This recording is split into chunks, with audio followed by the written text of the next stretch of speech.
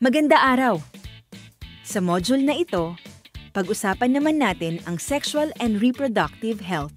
Bago tayo magsimula, isipin natin. Bakit nga ba mahalaga ang sexual and reproductive health o SRH? Lalo na tuwing may sakuna.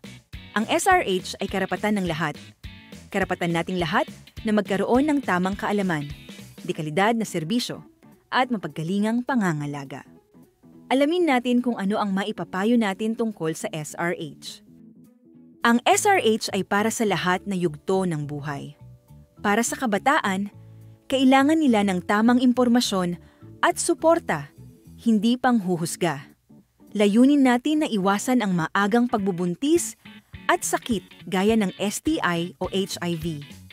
Para sa mag-asawa o magkapareha.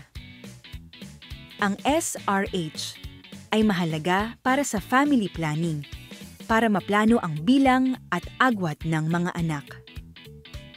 Nakakatulong ito sa mas maayos na kalusugan at kabuhayan ng pamilya. Para naman sa mga buntis, karapatan nila ang regular na check-up at ligtas na panganganak sa health facility. At para sa lahat, ang pag-iwas at paggamot ng STI at HIV ay proteksyon para sa sarili at lalo na sa komunidad. Gamitin ang flip chart para ibahagi ang mga kaalaman sa SRH. Dapat bigyang diin ang SRH sa panahon ng sakuna. Sa panahon ng krisis tulad ng bagyo, baha o lindol. Naiistorbo ang mga serbisyong pangkalusugan. Nahihirapan ang mga buntis at kabataan na makakuha ng tulong. At tumataas ang panganib ng karahasang sexual at hindi planadong pagbubuntis. Kaya mahalaga sabihin, kahit may sakuna, dapat tuloy ang pangangalaga sa SRH. Alamin rin natin kung saan makakakuha ng family planning, maternal care, STI services. Kilalanin ang mga buntis at kabataang nangangailangan ng tulong. Maghanda ng emergency health kit, gamot, contraceptives, hygiene items. Ipaalala din natin sa iba na sa pampublikong health center. Libre ang family planning methods tulad ng pills, condom, injectables, at iba pa.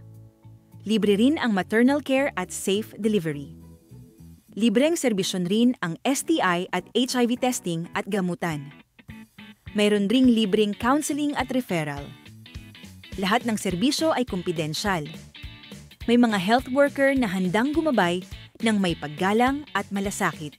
Dapat ay magtulungan tayo, lalo na sa oras ng krisis.